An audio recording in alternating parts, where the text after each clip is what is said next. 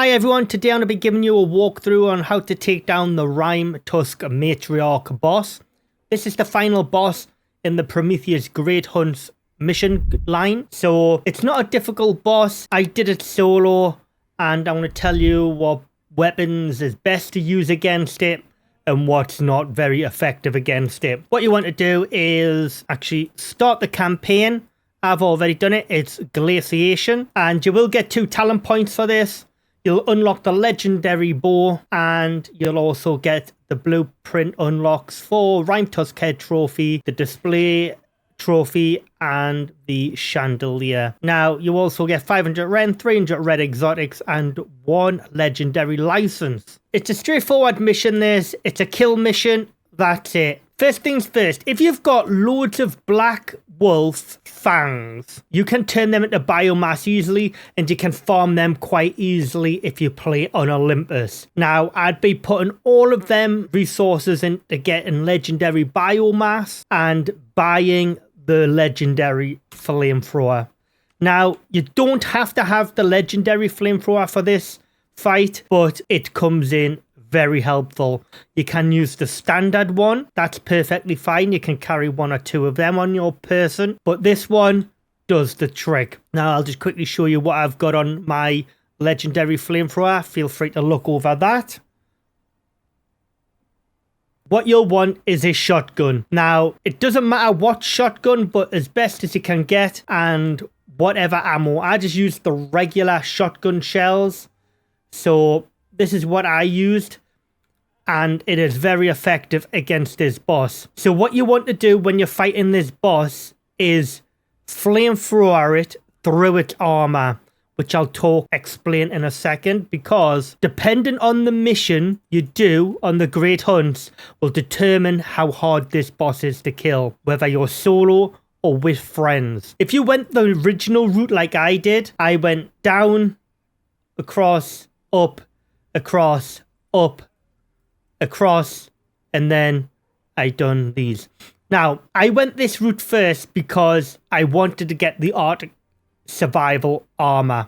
This is the armor you can see me wearing now. Its overall bonuses are for a 5-piece set is plus 10% movement speed in the Arctic, plus 50% Arctic exposure resistance, minus 25% perceived threat in the Arctic. Trust me, that perceived threat in the Arctic is insane. You're literally running past stuff and it's not even attacking you. It's really good. This is a really good set.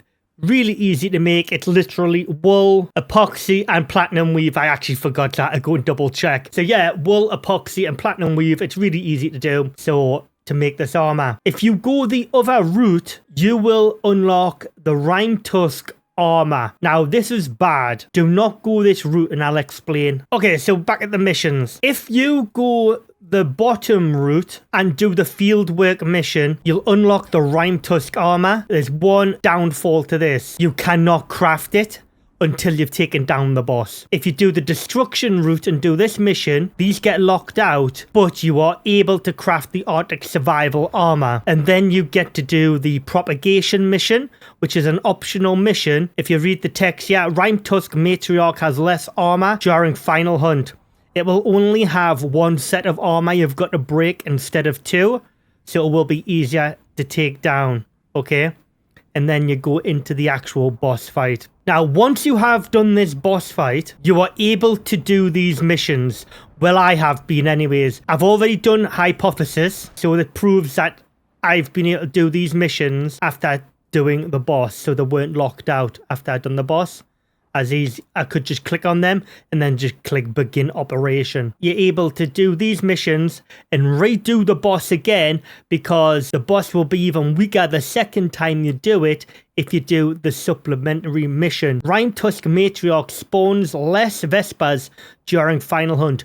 The Vespers is what you need to use your flamethrower on. Also, even after you've taken down the Matriarch's armor with your flamethrower, it goes down really quick if you use the flamethrower on it because all of the ice on its back just breaks off.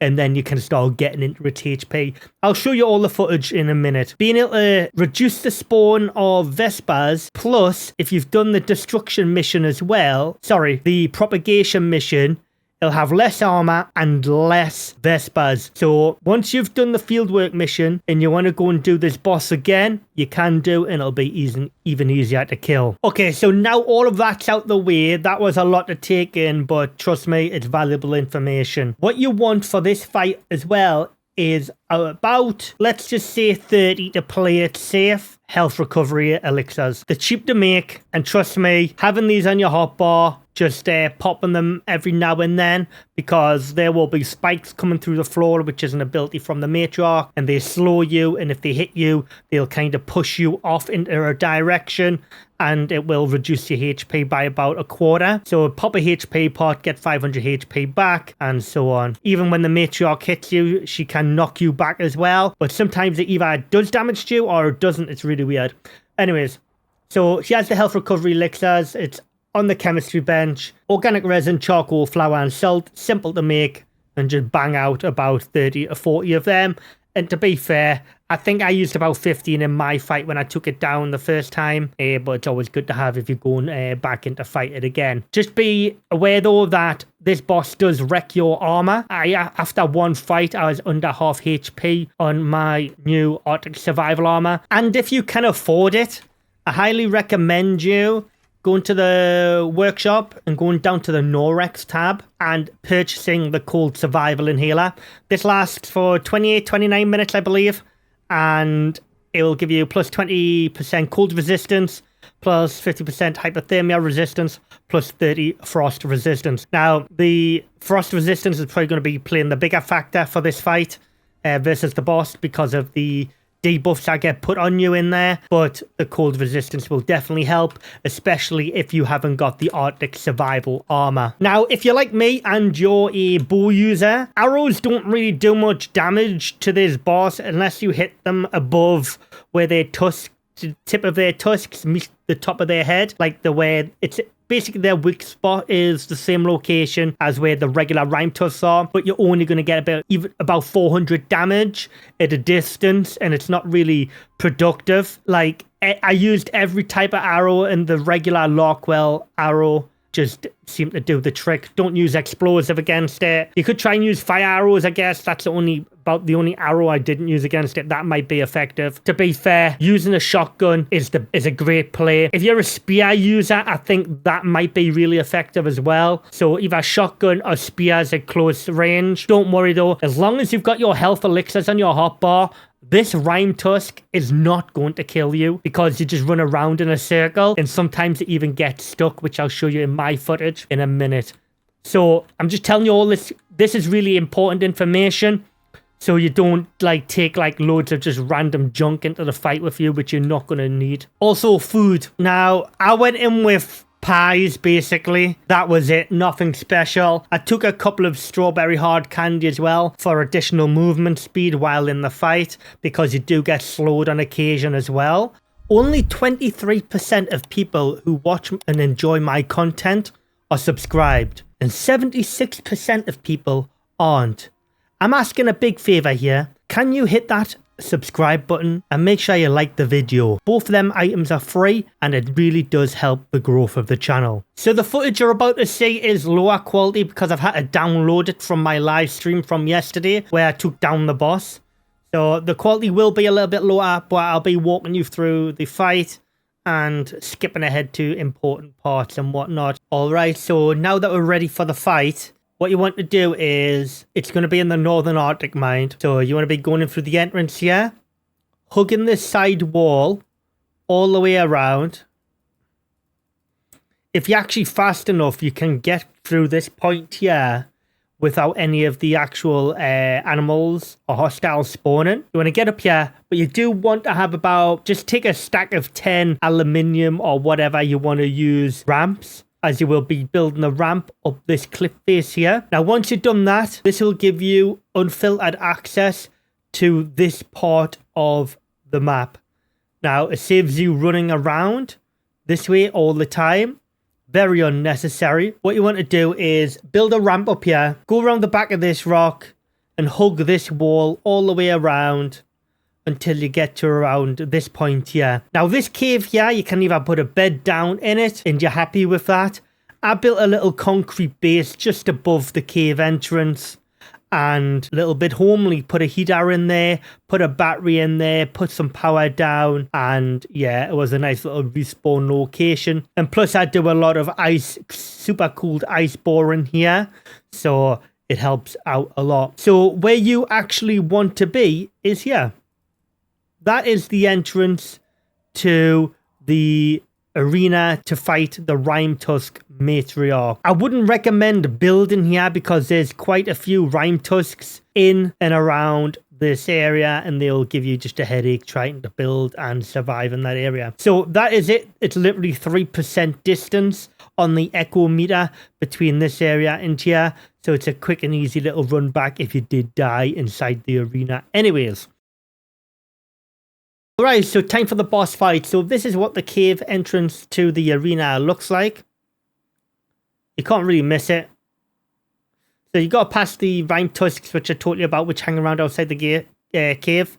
Now you just press F on the Rimetusk den, and this will enter you into the arena. So what you want to be doing first of all is putting a campfire down. A light blizzard will always start in this fight, so don't worry about that, you just haven't been unlucky. So you want to put a campfire down with 100 wood inside, light it. It'll not go out, don't worry. And this will be your beacon to get the hell out if you're on low HP and you're not confident you're going to complete the fight. So the beacons are lit. You know, this is your way out. That's all you need to know.